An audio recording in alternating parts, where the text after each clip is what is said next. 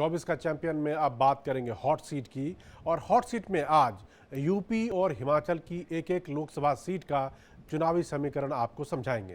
पहले बात करेंगे मिर्ज़ापुर की और आपको बताएंगे कि कैसे अनुप्रिया पटेल के खिलाफ एसपी बीएसपी ने रचा है वहां पर चुनावी चक्रव्यूह।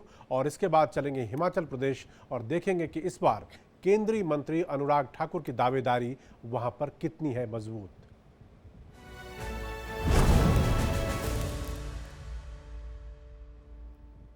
मां विंध्यवासिनी की नगरी मिर्ज़ापुर का पूर्वांचल की राजनीति में खासा प्रभाव है। हालांकि इस शहर को हाल के दिनों में बहुत चर्चा तब मिली जब मिर्ज़ापुर वेब सीरीज आई थी। ये युवाओं पर अपने में अलग ही तरह का प्रभाव छोड़ गया और इस शहर के बारे में अच्छी खासी चर्चा छोटे से बड़े हर उम्र के लोगों ने की। मिर्ज़ापुर सीट पर चुनाव की बात करें तो दस्यु सुंदरी, बैंडिट क्वीन फूलन देवी और डकैत ददवा के भाई बाल कुमार पटेल भी यहाँ से सांसद रह चुके हैं। पटेल कुर्मियों के दबदबे वाली इस सीट पर 2 बार से अपना दल एस अध्यक्ष अनुप्रिया पटेल सांसद हैं और मोदी सरकार में मंत्री भी हैं। अपना दल एस एनडीए का हिस्सा है और बीजेपी की सपोर्ट से अनुप्रिया तीसरी बार यहां पर मैदान में है। अनुप्रिया को घेरने के लिए समाजवादी पार्टी ने इस बार रमेश चंद्र बिंद को उतारा है, जो भदोही से मौजूदा बीजेपी सांसद हैं, लेकिन बीजेपी छोड़कर एसपी में आ गए हैं।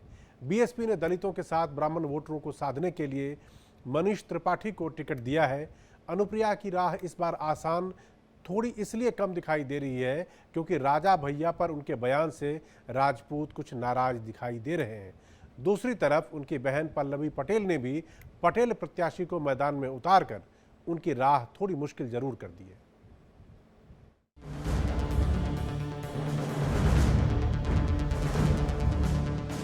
फिर एक बार और अब की बार 400 पार।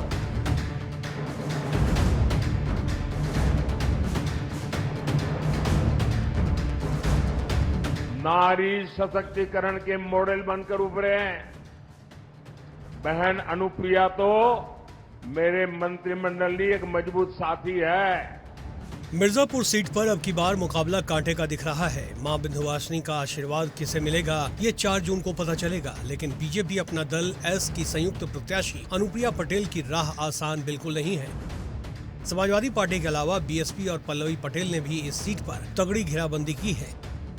पिछले दिनों अनुप्रिया ने रघुराज प्रताप सिंह उर्फ राजा भैया को लेकर जो बयान दिया था, उसका भी असर मिर्जापुर में दिख रहा है। राजपूत वोटर उनसे कुछ नाराज नजर आ रहे हैं। अनुप्रिया ने कहा था कि लोकतंत्र में राजा रानी के पेट से नहीं बल्कि ईवीएम के बटन से पैदा होता है। तो ऐसे स्वघोषित राजाओं को जिन्हें लगता है कि गुंडा हमारी जागीर है, उनके भ्रम को तोड़ने का अब आपके पास एक बहुत बड़ा सुनहरा अवसर आ चुका है कि इस देश के अंदर अब केवल मतदाता ही सर्वशक्तिमान है और राजा या रंग बनाने का काम सिर्फ आप मतदाता भाइयों के हाथों में है।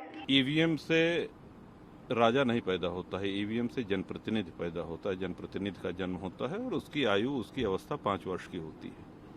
5 वर्ष बाद जनता जनार्दन ये तय करती है कि इसको जीवन दान, पुनर्जन्म, पुनर्जीवन देना है या नहीं। तो इस लोकतंत्र में अब राजा नहीं पैदा होते हैं, न तो रानी की कोख से और न ही ईवीएम की मशीन से। राजा भैया ने अनुप्रिया के बयान को गैर जरूरी बताया और कहा कि जनप्रतिनिधि की उम्र सिर्फ 5 साल होती है। जाहिर है राजा भैया के खिलाफ बयानबाजी अनुप्रिया को भारी पड़ सकती है। जनसत्ता दल के मिर्जापुर अध्यक्ष संजय मिश्रा ने समाजवादी पार्टी को समर्थन देने का खुला ऐलान कर दिया है।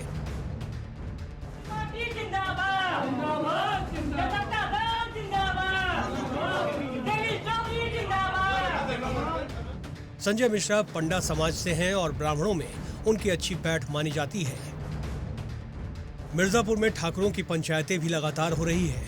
हालांकि रविवार को प्रधानमंत्री मोदी और सीएम योगी ने रैली की है। सवर्णों की नाराजगी दूर करने की भी कोशिश की गई। अब इंडी वालों ने तय किया है कि मुसलमानों को आरक्षण देने के लिए एससी, एसटी, ओबीसी, अति पिछड़ों का आरक्षण छीनने के लिए अब वो आखिरी उपाय खोज लिया है और वो आखिरी उपाय है उनका संविधान में बदल लाना, संविधान में लिख देना। वो कहते हैं कि संविधान में लिखेंगे मुसलमानों को आरक्षण दिया जाएगा। मिर्जापुर सीट पर चुनावी रण की बात करें तो बीजेपी के समर्थन से अपना दल सोनेवाल की अध्यक्ष अनुप्रिया पटेल लगातार तीसरी बार मैदान में हैं। अनुप्रिया कुर्मियों की बड़ी नेता हैं और मोदी सरकार में मंत्री भी। समाजवादी पार्टी ने अनुप्रिया को मजबूत किला भेदने के लिए रमेश चंद्र बिंद को टिकट दिया है और जो भदोही से मौजूदा बीजेपी सांसद हैं और बीजेपी छोड़कर एसपी में आए हैं। बीएसपी ने दलितों के साथ अगड़ी जाति का वोट साधने के लिए ब्राह्मण चेहरे मनीष तिवारी पर दांव लगाया है। मिर्जापुर सीट पर पिछड़े और दलित वोटरों का दबदबा है। सामान्य वर्ग के वोटरों की संख्या भी अच्छी खासी है। पिछले 2 लोकसभा चुनाव में अनुप्रिया को पिछड़ों के साथ अगड़ों और दलितों का भी भरपूर साथ मिला है। 2019 में एसपी बीएसपी के बीच गठबंधन था। इसके बावजूद अनुप्रिया को 2014 से 10% ज्यादा वोट मिले। यही वजह है कि वो अपनी हैट्रिक को लेकर कॉन्फिडेंट नजर आ रही हैं। हमारे देश की सरकार ने ये साबित किया है कि अगर केंद्र में एक मजबूत सरकार हो, एक दृढ़ इच्छा शक्ति वाली सरकार हो, तो देश को बदला जा सकता है। और हमारी सरकार ने अपने मजबूत इरादों से, अपने कड़े और बड़े फैसलों से आज देश को नई ऊंचाइयों पर पहुंचाया है और इन 10 वर्षों में विकास के नए कीर्तिमान गढ़ने का काम किया है। मिर्जापुर में सीधा मुकाबला अनुप्रिया पटेल और रमेश चंद्र बिंद के बीच है, लेकिन अनुप्रिया की बहन पल्लवी पटेल भी उनकी राह में रोड़े अटका रही हैं। पल्लवी ने कद्दावर कुर्मी नेता दौलत सिंह पटेल को उतारा है। अगर दौलत सिंह ने कुर्मियों का वोट काटा और सवर्ण वोटर एसपी बीएसपी के साथ गए तो अनुप्रिया की राह थोड़ी मुश्किल हो सकती है। हालांकि अनुप्रिया के पक्ष में प्रचार करने में बीजेपी के दिग्गजों ने कोई कसर छोड़ नहीं रखी।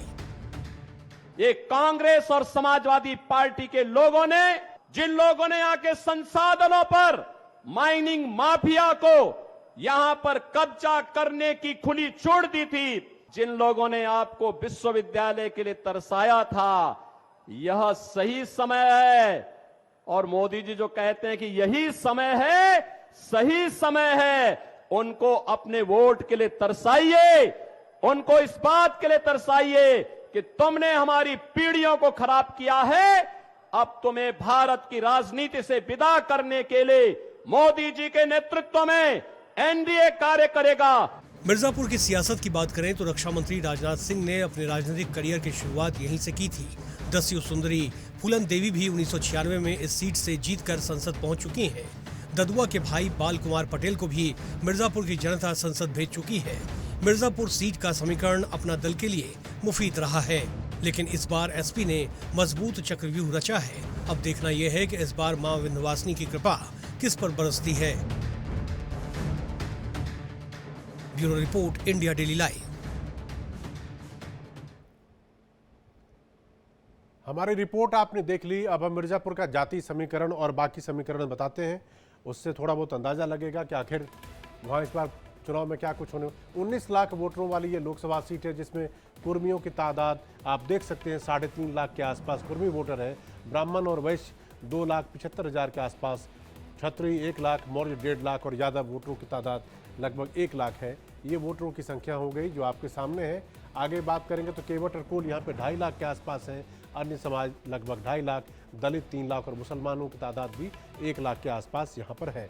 ये यहाँ पे वोटरों की संख्या जाति के हिसाब से आपको थोड़ा बहुत अंदाजा लगा होगा। अब बात अगर हम करें कि पिछले चुनावों के नतीजे क्या रहे तो 2019 के नतीजे आपके सामने। अनुप्रिया पटेल को 53.34% वोट आपके सामने दिख रहा है और उनके सामने समाजवादी पार्टी के रामचरित्र निषाद थे जिनको 32.42% वोट मिला है। यानी मार्जिन जीत का जो था वो अच्छा खासा और बहुत ज़्यादा वहाँ पर पिछली बार था। अब हम 2014 की तरफ रुख करेंगे। 2014 के नतीजे भी आप देखिए, उस बार भी अनुप्रिया पटेल ही जीती अपना दल 43.34% वोट उनके सामने बीएसपी के समुद्र बिंद थे, जिनको 21.58% वोट, और तीसरे नंबर पर कांग्रेस के ललितेश पति त्रिपाठी जो कि 15.15% वोट।